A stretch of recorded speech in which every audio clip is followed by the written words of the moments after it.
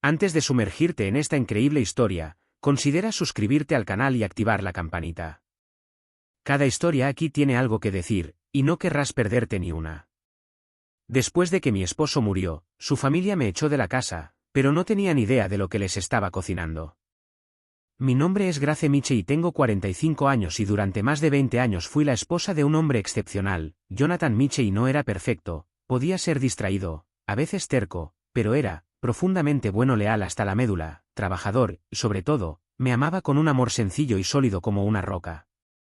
No con grandes declaraciones teatrales, sino con gestos constantes, atenciones sinceras y silencios llenos de respeto. Nos conocimos al final de nuestros estudios. Él acababa de salir de la Facultad de Derecho de Yorktown, aún con su traje desgastado, y tenía la mirada brillante de quien sabe que está a punto de cambiar su vida. Yo terminaba mis estudios en el Culinary Institute of America en Nueva York. Recuerdo el día exacto en que nos cruzamos, un sábado lluvioso, en una conferencia de exalumnos, casi por error. Había pedido un café negro y un bagel, que yo había criticado amablemente por su falta de sabor, se había reído, un poco avergonzado, y luego me había dicho: «Entonces debes ser chef o algo así». Le respondí con una sonrisa irónica: «Y debes ser abogado, pero no muy bueno desayunando». Nos sentamos juntos. Nunca nos fuimos. Desde el primer día, supe que nunca conocería a otro hombre como él.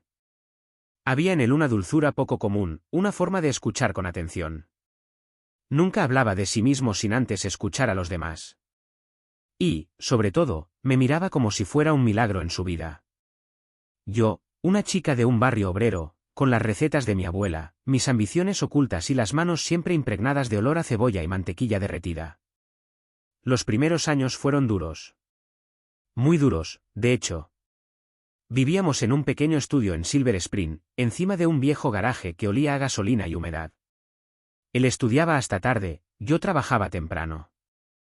Él trabajaba en la oficina de un abogado mal pagado, y yo trabajaba en cocinas de restaurantes donde apenas me veían. No había mucho, excepto nuestra determinación, pero todos los días volvíamos a casa con una sonrisa, felices de estar juntos. Compartíamos un plato de sopa, un trozo de pan, y él me decía que mi comida tenía el poder de hacerte olvidar el cansancio. Luego, poco a poco, las cosas mejoraron. Él ascendió, y yo también. Ahorramos hasta el último céntimo, rechazamos salidas innecesarias y renunciamos a las vacaciones. Y tras años de paciencia, pudimos comprar nuestra casa, una pequeña casa de ladrillos rojos en un tranquilo vecindario de Maryland, con un porche de madera que el mismo Jonathan pintó, y un huerto en la parte trasera que planté con mis propias manos, tomates, albahaca, menta, lavanda. Y en el corazón de esta casa, había mi cocina, mi santuario. Me levantaba allí a las 5 de la mañana para amasar pan, preparar conservas, probar salsas e inventar postres. A Jonathan le encantaba probar mis platos con antelación. Cerraba los ojos, dejaba el tenedor lentamente y susurraba: «Mi esposa es un tesoro que el mundo aún no conoce». Pero esta felicidad, esta vida sencilla y sincera no eran del gusto de su familia. Desde el principio la madre de Jonathan, Margaret Miche, me había juzgado. Ni siquiera intentó ocultar su desprecio. Durante nuestro primer encuentro, me observó con una mirada escrutadora, de pies a cabeza, como si estuviera evaluando un objeto en una vitrina. Luego, volviéndose ligeramente hacia su hijo, susurró con un tono ácido: «¿Una estufa sencilla?». Pero oí ese susurro. Y aunque Jonathan intentó calmar la situación con una sonrisa forzada, la incomodidad ya estaba ahí. Asentada. Como un mantel invisible sobre la mesa. Margaret era una de esas mujeres moldeadas por las apariencias y las tradiciones sociales, impecables trajes de Chanel, cabello plateado recogido en un moño y labios siempre pintados de un rojo frío como el acero. Provenía de un mundo de clubes de campo, de recepciones benéficas, de matrimonios entre familias respetables, un mundo donde nunca hacías demasiadas preguntas, pero donde cada detalle, la marca de tu bolso, cómo pronunciabas las palabras, cómo sostenías tu copa, era juzgado. Clasificado. Etiquetado. Y yo, Grace Miche, nacida Grace Taylor en un barrio de clase trabajadora de Baltimore, mujer negra, hija de un mecánico y una enfermera, formada con el sudor de mi frente en las calientes cocinas de los restaurantes, no cumplía ninguno de sus requisitos. Nunca me dijo con franqueza lo que pensaba. Prefería el silencio. Cejas levantadas. Sonrisitas burlonas. Suspiros exageradamente discretos. Me habló como hablar con un empleado, no a una nuera. Nunca preguntas sobre mi trabajo, mis sueños, mi familia. Solo instrucciones y, a veces, comentarios condescendientes disfrazados de cumplidos. Esta tarta de manzana, casi se parece a la del catering del club. Es adorable. El hermano mayor de Jonathan, Roberto, era igual de frío, pero de una manera diferente. Casi nunca me miraba a los ojos. Su mundo eran números, contratos, inversiones. Yo era solo una anomalía para él, una nota disonante en la sinfonía bien orquestada de la familia Michei. Me saludaba con un gesto distraído y luego volvía de inmediato a su teléfono o a sus conversaciones sobre los mercados financieros. A veces, durante las cenas familiares, sentía su mirada deslizándose sobre mí, no como la mirada de un hombre, no. La mirada del oyente, que evalúa la rentabilidad de un elemento de una estructura. Y muy claramente, en su mente no fui una buena inversión para Jonathan. Y luego estaba Camila, la hermana menor. Más sutil, más astuta. Siempre sonriente, siempre educada, pero venenosa. Dominaba el arte de desprecio disfrazado de elegancia. Me lanzó frases que, en el papel, parecían amables, pero que me picaban como agujas bajo la piel. Eres una cocinera muy buena, Grace. Es raro ver tanta pasión en alguien que no fue a la universidad. O también. Es un placer tenerte aquí. Aportas un toque rústico y cálido a las reuniones familiares. Es auténtico. Cada vez, respondía con una sonrisa. Una sonrisa que forjé con la fuerza de mi dignidad. A pesar de todo esto, siempre he permanecido respetuoso. En cada cena, cada cumpleaños, cada día de acción de gracias, yo estaba allí. Puntual. Presente. Servicial. Cocinaba, ponía la mesa, servía la comida, limpiaba después. Preparaba sus platos favoritos, escuchaba sus conversaciones sin imponerme jamás, intentaba ser pequeña, muy amable. No por sumisión, sino, por el amor de Jonathan. Porque quería que él tuviera una familia unida, aunque sabía que yo nunca sería realmente parte de ella. Pensé que con el tiempo, llegarían a ver quién era realmente. No una amenaza. No un error. Sino una mujer honesta e íntegra, apasionada por su arte, cariñosa con su hijo y su hermano. Una mujer digna de ser tratada con respeto. Mas nunca fui lo suficientemente bueno para ellos. No es lo suficientemente elegante. No lo suficientemente educado. No es lo suficientemente adecuado. Y sobre todo, lo sabía en el fondo, no lo suficientemente blanco. Nunca lo dijeron. No necesitaban decirlo. Todo en sus miradas, sus silencios, sus gestos velados me lo gritaban. Estaba allí, en cada comparación implícita, en cada recuerdo relatado de una exnovia de Jonathan, Catherine, ¿te acuerdas? Era tan culta, tan elegante. Y aún así nunca me doblé porque en los ojos de mi esposo, cada noche, veía el valor de mi amor. Y eso me llenaba de alegría, una y otra vez. Y entonces, un día el cielo cayó sobre mi cabeza. Todo comenzó silenciosamente, como una sombra en un rincón de una habitación. Jonathan había perdido un poco de peso, pero la gente pensaba que era estrés, exceso de trabajo. Trabajaba en un archivo grande, pasaba horas en la oficina y se saltaba comidas. Nada de qué preocuparse, pensaban. Pero las semanas pasaban y su fatiga se volvía intensa, inusual. Su tez palidecía. Su sonrisa, antes radiante, a menudo parecía distante, congelada. Una noche, se desplomó de dolor en plena noche, despertado por un calambre tan intenso que le hizo llorar. Nunca había visto llorar a este hombre. Ni por un fracaso, ni por una pérdida, ni siquiera en el funeral de su padre. Allí, estaba destrozado. Consultamos primero con un médico general, luego con un gastroenterólogo. Se sometió a una serie de pruebas, resonancias magnéticas y biopsias. Cada cita era un poco más angustiosa que la anterior. Entonces, una mañana, en una consulta mal iluminada, un médico con el rostro impasible pronunció las palabras que ninguna esposa debería oír jamás. Cáncer de páncreas. Etapa avanzada. Metástasis hepáticas. No lo entendí de inmediato. O mejor dicho, mi mente se negaba a entender. Jonathan, sin embargo, mantuvo la calma.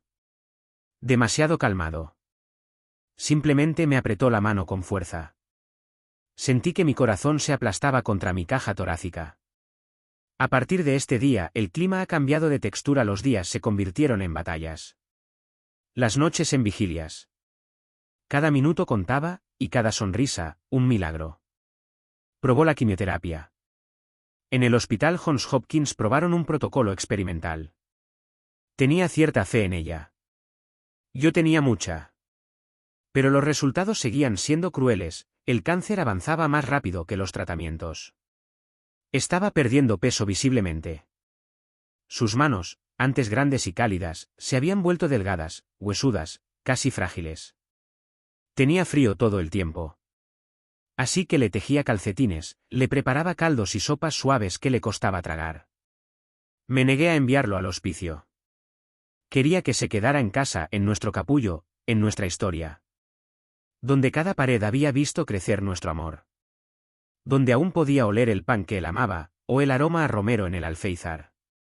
Me transformé en enfermera. En una guardiana. En una centinela. Aprendí a leer sus silencios, a reconocer el dolor que ya no se atrevía a nombrar. Me levantaba cada 2 horas para darle su medicación. Me sentaba junto a su cama, a veces en silencio, a veces leyéndole los libros que tanto le gustaban. Escuchábamos música suave, a menudo jazz, como en nuestras primeras citas. A veces se disculpaba. Lo siento, Grace. No quise hacerte pasar por esto. Y le acaricié la frente y le respondí. No me hiciste experimentar nada. Vivo contigo. Hasta el final. Sigues siendo el hombre más fuerte que conozco. Me sonrió débilmente. Y esa sonrisa valió toda la fuerza del mundo. El día que se fue era un día precioso afuera. Irónicamente. Un cielo azul, casi cruel. La casa estaba en silencio. Había estado durmiendo mucho los últimos días por la morfina. Y entonces, sin ruido, sin drama, simplemente, dejó de respirar. Apoyé la cabeza en su pecho. No había nada allí. Solo un vacío inmenso. Un frío profundo me recorrió. No el frío del invierno, sino el frío de la pérdida. Me quedé allí tumbado durante horas, sin poder moverme, sin poder llorar. Como si mi cuerpo se negara a admitirlo, el hombre que había amado durante más de 20 años ya no estaba allí. Cuando murió, una parte de mí murió con él. No solo la mujer. No solo la esposa. Sino la compañera, la confidente, la que existía en su mirada. Sin él, ya no estaba segura de quién era. Estaba vacía. Hueca. Silenciosa. Pero lo que aún no sabía era que el dolor que había experimentado no era, que el comienzo. Creí que lo había perdido todo.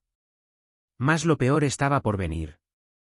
El día después del funeral, cuando mi corazón ni siquiera había tenido tiempo de comprender la ausencia de Jonathan, su familia llegó. Eran apenas las 10 de la mañana. Todavía llevaba mi vestido negro, sentada en la cocina, con una taza de té frío en las manos. La casa estaba en silencio, casi sagrada. Las flores enviadas para el funeral aún llenaban la sala con su aroma. Pensé que habían venido a hablar. A llorar. A recordarlo, juntos.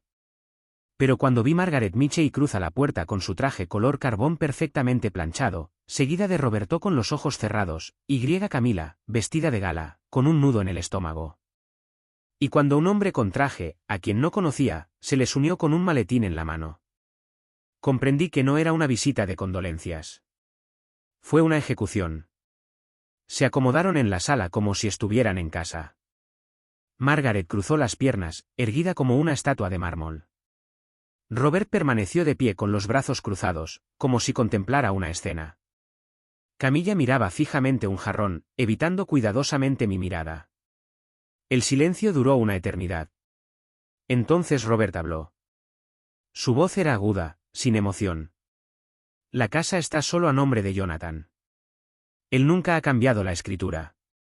Parpadeé, como si sus palabras fueran golpes. Indulto, susurré. El abogado abrió un expediente, sacó copias de documentos, la escritura de propiedad, el certificado de nacimiento de Jonathan, todo lo necesario para borrar mi presencia legal de un plumazo. No dejó testamento, añadió Camilla, sin mirarme. Y legalmente, todo pasa a la familia. No tienes ningún derecho aquí, Grace. Me quedé congelado. Jonathan lo había prometido. Varias veces. Él me dijo. Me encargaré de ello esta semana, cariño. Pondré tu nombre en la casa. Es una formalidad. Pero entre el trabajo, el cansancio y luego la enfermedad que lo había devastado, él nunca tuvo tiempo. Me levanté lentamente, con un nudo en la garganta y el corazón palpitando con fuerza. Tú, me estás echando, susurré. Margaret habló por primera vez. Su voz, aparentemente suave, era gélida. No estás legalmente casada con esta casa, Grace. Y tenemos que proteger el patrimonio de Jonathan. ¿Lo entiendes, verdad? No. No entendí. No entendía cómo, después de 20 años de construir esta vida, de construir esta casa ladrillo a ladrillo, de amar a su hijo con todo mi ser, podrían tratarme como un intruso. Entonces Margaret continuó. Te daremos 48 horas para que hagas las maletas. Hizo un pequeño gesto con la mano, como agradeciéndome mis servicios tras la finalización de un contrato. Camilla se levantó, se dirigió al dormitorio y regresó unos minutos después, con una maleta. Mi maleta. El que usé para nuestros fines de semana en el campo. Hemos preparado algunas cosas para ti. No pude responder. Las palabras se me atascaron en la garganta, aplastadas por la violencia silenciosa de la escena. Sentí, transparente, inútil, destruido. Se fueron como llegaron. Sin una lágrima. Sin dudarlo un instante. Y me quedé allí, sola de pie en la sala de estar vacía, con una maleta en la mano, frente a lo que había sido mi hogar, mi santuario, mi vida desde hace más de 20 años. Todo olía todavía a Jonathan, su chaqueta en el respaldo del sillón, su reloj en la mesita de noche, su perfume en el aire. Pero la ley, fría y ciega, acababa de borrarme de su mundo. Después de que me echaron de mi propia casa, no tenía a dónde ir todas mis cosas, mis recuerdos, mi vida entera, encerradas en una sola maleta. Ángela, mi amiga de toda la vida, se puso en contacto conmigo sin rechistar. Me recibió en su pequeño apartamento encima de una peluquería en el barrio obrero de Alturas de Brooklyn. El alojamiento era modesto, una habitación principal, una cocina diminuta, una cama pegada a la pared y una ventana que daba a un callejón ruidoso. Pero tenía techo. Un poco de calor en un clima gélido. Ya no podía dormir. Daba vueltas en la cama por la noche, atormentado por el vacío que dejaba Jonathan y por la brutal injusticia de su familia. Cada vez que cerraba los ojos, veía a Margaret entregándome esa maleta. Reviví esta escena como una bofetada repetida, una traición que me robó no solo a mi esposo, sino mi dignidad. Para algunas semanas permanecí postrado. Casi no comí nada. El sabor me había abandonado, y con él, una parte de mí. Yo, que siempre había creído que cocinar era un lenguaje de amor, ya no tenía fuerzas para tocar una sartén. No era más que una sombra. Ángela me dio espacio, pero noté su preocupación. Me trajo tazas de té, comidas ligeras y me animó con dulzura. Gracia, tienes que recobrar el sentido común. Aún tienes luz. Solo tienes que volver a encenderla. Pero no le creí. Pensé que estaba acabado. Y entonces, una noche, mientras estaba acurrucado en el sofá, la televisión encendida sin que yo realmente la escuchara, un programa de cocina me llamó la atención. Era una competencia, los chefs competían para crear un plato con ingredientes sencillos. Uno de ellos habló de su abuela, la receta que ella le había transmitido y lo que representaba la cocina, memoria. Hogar. Amor. Y allí algo se ha reavivado en mí. Una emoción. Una chispa. Era discreto, frágil, pero real. Me levanté. Abrí la pequeña nevera. No había casi nada, una cebolla, 2 huevos, un poco de leche, pan sobrante. Pero mis manos empezaron a moverse solas, como impulsadas por un recuerdo más fuerte que el dolor. Preparé tostadas francesas, como las que le hacía a Jonathan los domingos cuando se quedaba en cama. Y al probar el primer bocado, las lágrimas vinieron. No son lágrimas de tristeza. Son lágrimas de reconexión. No estaba muerto. No del todo. Y lo único que podía devolverme la vida era la cocina. Así nació Grace Cooks. Al principio, era solo una pequeña nota escrita en un trozo de papel que pegué en la ventana de la peluquería de Angela. Chef privado, cenas íntimas, cumpleaños, brunches a domicilio. Cocina cálida, casera y con un toque de calidez. Los comienzos fueron tímidos. 1 o 2 llamadas. Eventos pequeños, cumpleaños de parejas mayores, almuerzos con colegas. Llegaba con mis utensilios en una vieja maleta con ruedas, preparaba todo en la cocina del cliente y luego me marchaba discretamente, con una propina y una sonrisa. Más cada plato que he creado llevaba una historia. Un recuerdo. Un trocito de mí. Y la gente lo sentía. Mi carne de res estofada con cardamomo, mi pollo con canela y limón en conserva, nosotros tartas rústicas de caramelo salado, todos querían saber más. Mis platos hablaban por mí, mejor que yo. Empezó a correrse la voz. Y entonces empezaron a llegar las llamadas. A los pocos meses estaba de vuelta. No en su mundo, no. En mío. Me había reconstruido con mis ollas, mis hierbas, mis salsas. Le había dado sentido a mi vida, bocado a bocado. Y entonces un día, el teléfono sonó. Hola, soy Camilla Michey. He oído hablar de sus servicios. Estoy organizando una gala benéfica y me encantaría contratarla para la cena. Me quedé allí congelado. ¿Camila? Ella no tenía idea de quién estaba detrás de esto. Grace Cooks, mi nombre, mi rostro, mi existencia, los había borrado de su memoria, como se borra un error en una tabla de cuentas. Pero no había olvidado nada. No temblé. No colgué. Le respondí con una voz suave, tranquila y profesional. Un placer, señora Michey. Envíeme los detalles. Será un placer atenderla. Unas semanas después de la llamada, Camilla Michey me envió las instrucciones del evento, una lujosa recepción privada para celebrar el lanzamiento de su colaboración con una marca francesa de cosméticos de lujo. Una cena prestigiosa, 25 invitados cuidadosamente seleccionados, inversores, influencers, algunos rostros de los medios, y, por supuesto, su familia. Ella especificó. He oído que hacen una cocina fusión muy refinada. Quiero algo elegante, pero original. Ni demasiado recargado ni demasiado clásico. Y tiene que impresionar. Su voz era seca, directiva, sin reconocimiento, como si estuviera hablando con cualquier proveedor de catering. Ella no tenía ni idea que era yo. Que era Gracia, la mujer a la que había ayudado a expulsar de su propia casa, como si fuera un equipaje olvidado. Acepté sin temblar. Pero por dentro, ya estaba cocinando. La recepción tuvo lugar en una mansión ubicada en el exclusivo distrito de Monte Vernon en el corazón histórico de Baltimore. Columnas blancas, escaleras de mármol, candelabros de cristal. Un decorado que parecía sacado de una revista de moda. El personal corría de un lado a otro, coordinado como una compañía de teatro. Todo tenía que ser perfecto. Y yo era el líder invisible tras el telón. Llegué antes del amanecer. Lo había planeado todo, lo había calibrado todo. Cada ingrediente había sido cuidadosamente elegido. Cada cocción, cada plato, cada aroma, cada salsa, llevaban parte de mi memoria. Era mi historia la que iba a servir en la mesa. El menú de la memoria. Entrada, veloute de calabaza con avellanas tostadas y aceite de salvia. A receta dulce y cálida que a Jonathan le encantaba por las tardes. Otoño. Una sopa que hablaba de intimidad, de sencillez. Ficticio. Margarita lo probé, entonces pidió un segundo plato. Plano principal, medallón de ternera con morillas, puré de boniato y reducción de vino tinto con bayas de enebro.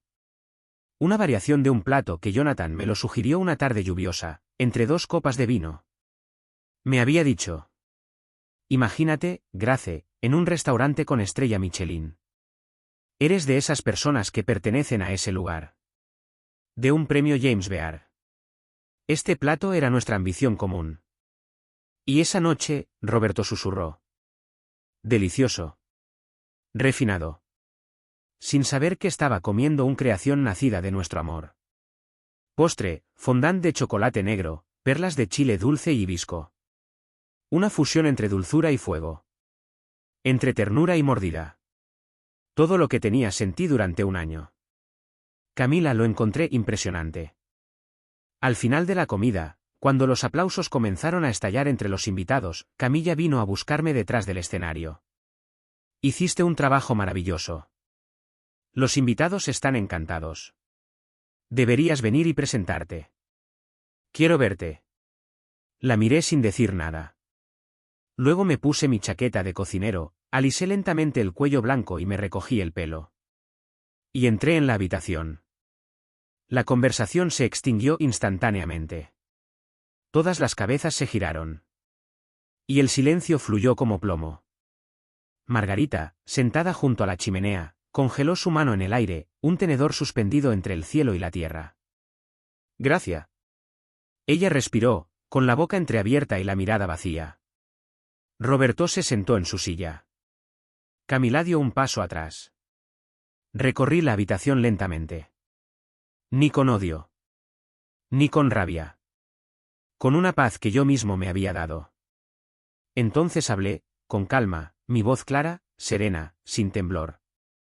Durante 20 años, alimenté a esta familia. En la sombra.